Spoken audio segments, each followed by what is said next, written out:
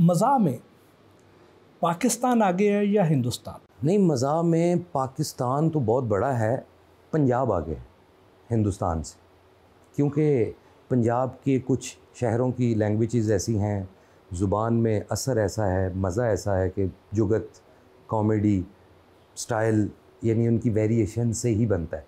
दूसरा ये है कि आप फ़िल्मी दुनिया से शुरू हो जाएं, बड़े ज़रीफ़ साहब से लेके मुनव्वर ज़रीफ़ साहब और फिर आगे रंगीला साहब और अली जाज साहब और फिर थिएटर पे आते जाएं, अमानुल्लाह साहब और बब्बू बराल साहब, सुहेल अहमद साहब, मस्ताना साहब, ऐसे शौकी खान साहब, अब मैं नाम कितने लूँ, माशाल्लाह कोई एक ऑप्शन ही नहीं है, हज़ारों हैं। तो आप इनमें से किसी एक को खड़ा कर लें और उसकी पूरी एक बंदे की हिस्ट्री निकाल लें। मतलब अमानुल्लाह साहब का तो बहुत बड़ा नाम था ना, शौकी खान साहब उनके लिहाज से लगा लें थोड़ा छोटा नाम था, मिसाल के तौर पे ऐसे 1 रुपया कम है, हालांकि मैं कह नहीं रहा, मिसाल दे रहा हूँ। तो आप शौकी खान साहब की ज़िंदगी निकाल लें और पूरे हिंदुस्तान की निकाल लें, तो मुआजना खुद कर लें, आपको पता चल जाएगा। उर्दू मज़ा और पंजाबी मज़ा में क्या फ़र्क है? फ़र्क कोई भी नहीं है, वही ज़ुबानें हैं। अब पंजाब में आ जाए तो लोग कहेंगे अमानुल्लाह वर्गा है कोई नहीं पाजी, तो 30 साल उन्हें हंसाया है, और ये वाकई बात ठीक है। अब इसको ऐसे एवरेज निकाल लें, उमर शरीफ साहब का नाम बहुत बड़ा था, इसको आप मानते हैं, अमानुल्लाह साहब का भी नाम बहुत बड़ा था, दोनों को मानते हैं, लेकिन आप उन दोनों में मुआजना ये करें कि रेगुलर रोज़ाना रात को 30 साल तक थिएटर या लाइव कॉमेडी किसने की, तो वो निकलेंगे अमानुल्लाह साहब, उमर शरीफ साहब कम निकलेंगे। तो अब अगर उमर साहब से पूछा जाए कि आप क्या कहते हैं अमान साहब के बारे में, तो वो कहेंगे ये बड़े, इन्होंने ज़्यादा काम किया और बेहतर किया। तो इसलिए जिस रंग और जिस नस्ल से, जिस ज़ुबान से आप हैं, आपको उधर की चीज़ें अच्छी लगती हैं, तो मेरी नज़र में कोई फ़र्क नहीं है, ज़ुबान का ही है। उधर की विट बड़ी तुरश है, लहरी साहब को देखें आप, क्या बात है, मोइन अख्तर साहब, कोई हो सकता है कभी सदियों में शायद कोई आए। थिएटर की जब हम बात करें तो ये देखने में आता है कि फैसलाबाद के जो लोग हैं वो बहुत ज़्यादा आगे हैं इस शोबे में। ठीक है, आपकी बात किसी हद तक वाकई वो आगे हैं। एक तो माशाल्लाह स्टार बहुत हैं फैसलाबाद ने दिए कॉमेडी की दुनिया में। हालांकि अगर एक्टिंग की बात करें तो एक्टिंग बेसिक आई है थिएटर पे ज़्यादा गुजरांवाला से। गुजरांवाला से बड़े मंजे हुए एक्टर कॉमेडियन आए, जिसे कॉमेडी एक्टर कहा जा सकता है। फैसलाबाद से वो वाली एवरेज कम थी, उधर जुगत की एवरेज ज़्यादा थी। उसकी वजह क्या है? टेम्पो, यानी जैसे अब हम सिखों की फिल्में देखते हैं, क्यों पसंद करते हैं? उनकी लैंग्वेज की वजह से।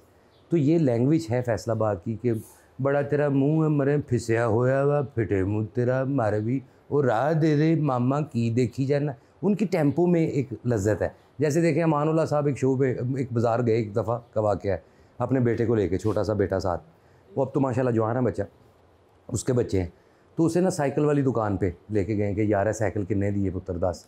वो बंदे ने पछाण लिया, मान साहब क्या कहना जी, वो फैसलाबाद की हाल है जी बिरे, वाह जी वाह, थानू देखी दा तुसी तां किंग हो जी, आ साइकिल इन्ने दी जी है इन्ने दी। वो नहीं पसंद आई तो वो बच्चे को घुमा रहे हैं अब अमान साहब। तो वो आधे पौने घंटे बाद फिर उसी दुकान के आगे से गुजरे, तो वो बंदा कहता है खान साहब मुंडे नू लै दिओ साइकिल कि टुरा के जवान कर लेना बच्चा। तो ये उधर की विट है। अब ऐसे ही आप गुजरांवाला चले जाएं तो उधर का वो स्टाइल, हालांकि वो भी कॉमेडी करते हैं, वो स्टाइल ही वो उनका ज़रा बराबर है। वो मामे खां वो रैपटाना खा ली है, वो तेरी फलानी तो तेरा फलाना, गाली वहाँ पे वैसे ही कल्चर है। तो ऐसे लैंग्वेजेस की वजह से फैसलाबाद का ज़्यादा कहा जाता है कि उधर जुगत होती है। बेसिक वो टेम्पो है। जैसे देखें अमानुल्लाह साहब और मस्ताना साहब ने एक रिक्शे वाले को हाथ दिया है, आज से 25-30 साल पहले हाथ दिया, थोड़ी धुंध पड़ रही है, सर्दियों वाला माहौल है, तो इन दोनों ने कहे वीरे घंटा घर जाना है, तो अब उसने पहचान लिया कि ये कलाकार है, लेकिन उसने जुगत नहीं छोड़ी, सवारी छोड़ दी। क्या उसका स्टाइल होगा? उसने दोनों को देखा है, वही काले काले से बंदे और स्टार भी हैं अपने वक्त के, देख के कहना है सॉरी वीरे मैं लाशा नहीं ढोंदा, तो चला गया। तो ये एक दूसरे का मुंह देख रहे हैं कि मामा तू सानू ले जा तो सही, भावें जुगत करनी। तो ये उनका स्टाइल है, जुगत उनके स्टाइल में है, वो फील होती है उनकी लैंग्वेज में। बाकी कोई मतलब ऐसी एवरेज की अगर बात करें तो वो मेरी नज़र में गुजरांवाला से लोग जो हैं वो कॉमेडी एक्टर थे, जिनमें सुहेल अहमद साहब हैं, मस्ताना साहब का भी नाम गुजरांवाला से है, ताया फ़खरी साहब का नाम गुजरांवाला से है, बहुत बड़े बड़े नाम, बब्बू बराल साहब का नाम गुजरांवाला से है, जो कॉमेडी एक्टर। हाँ जी, आज के दौर में आ जाएँ तो अकरम उदास है, फिर वहाँ पे विक्की कौडू है, इस वक्त बड़ा फेम है, अमजद राना है, जुल्फ़ी है एक लड़का, वो बारीक सा बड़ा अच्छा, वो सुहेल साहब के प्रोग्राम में भी है, बिल्कुल। और अभी थोड़े दिन पहले मुज़ाकरात में भी गया था एज ए गेस्ट। तो ये माशाल्लाह इस वक्त बड़े शार्प हैं, ये कॉमेडी एक्टर है। हमारी जो सराइकी बेल्ट है और पोठवार रीजन है, इधर से भी को बड़े फनकार आए थिएटर में। अब पोठोहारी की बात, वहाँ पे बड़े बड़े स्टार हुए। हाँ, मुझे बड़ा एज मिला वैसे भट्टी साहब, मैंने पोठोहारी ज़ुबान में बड़ा तुसा की तो पता पापा जी कितना कम किया तुसा दे नाल भी, बल्कि जियो न्यूज़ ने पर। अच्छा देखें, अब वो लैंग्वेज वाली बात आ गई जो मैं अभी फैसलाबाद का कह रहा था कि मेरे की हाल है, मेरे बड़ा तेरा फिटे मुँह भाई, यानी बात में ही उसने अभी कही नहीं बात तो हंसी आना शुरू हुई। तो ऐसे उनका एक्सेंट है। आफ्ताब इकबाल साहब कहते हैं जितना अच्छा पोठोहारी मैंने वाजिद से सुना है, ऐसा मैंने कभी किसी से नहीं सुना। उसकी वजह मैंने भी ना उनके कट्स याद किए कि कट्स में से फिक्रों को थोड़ा एग्जैजरेट कर रहा है। मिसाल के तौर पे कमर्शियल आना तो कमर्शियल फिल्म बढ़ासा जी मैं ते तकसी सारा ज़माना ते तुसा भी तकसो ते मैं तुसा की तकसा। वो यानी आपने उस बातों को सिर्फ उल्टा सीधा करना। अब आप सराइकी बेल्ट पे चले जाएँ तो उनका बड़ा धीमा, क्या हाल हिंद वाला भाईजान, बड़ा तेरा सुखी हुई अम्बी वर्गा मुँह है, यानी उनको उस इलाके, अब अम्बी भी उधर ही ज़्यादा होती है तो उसको सुखी हुई भी यानी वही फीलिंग आएगी। तो ये है असल में वही लैंग्वेज का ही चक्कर है। तो मुझे इसका फीडबैक मिला। मैंने पोठोहारी ज़ुबान में बड़ी देर काम किया और आपके साथ भी किया, कितने शोज़ सराइकी में किया। कोई वाकया पोठोहारी इलाके का, कोई पोठोहारी ज़ुबान में? मैं रोल करता था जियो पे ही, यही पापा लियाकुत। अब देखें ना, एग्जैजरेट है कि लियाकत नाम होता है, उसको लियाकुत। तो वो आयशा जहां ज़ेब उसकी होस्ट और सलीम अलबेला साहब। तो ये सलीम अलबेला साहब और आगा माजिद साहब बने हुए हैं दो खान साहब, गायक सिंगर फैमिली। तो मैं एक पोठोहार का अताई सा बंदा बन के उन्हें बुक करने आया। तो अब मैं बुक उन्हें क्या कर रहा हूँ भट्टी साहब कि लो जी पापा जी तुसी दो बंदे मैनू चाहिए हो, पैसे नहीं तुसा फिक्र नहीं करनी, मैं अल्लाह दे हुक्म नाल डॉलर तुसा ने उत्ते सटसा, लेकिन लोकेशन ते तुसी पहुँचना। वो कहते भाई लोकेशन की है तेरी, मरे फिटे मुँह तेरा, वो आगे उनका वो स्टाइल।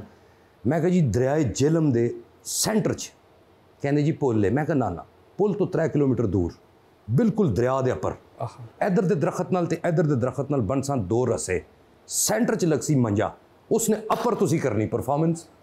वो कहते मामा सानू थलो मच्छी लै जाए, वो सानू कछू घुमे लै जाए, यानी वो फिर आगे ये।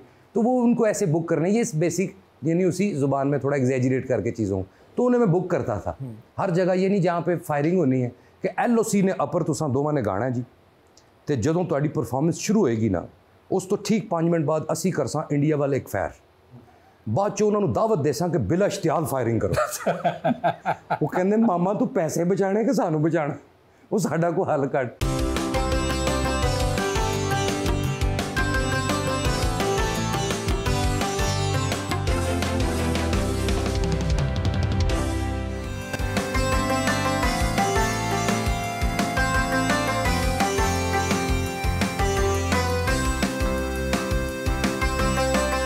से उनके दोस्त की तरफ रवाना हुए।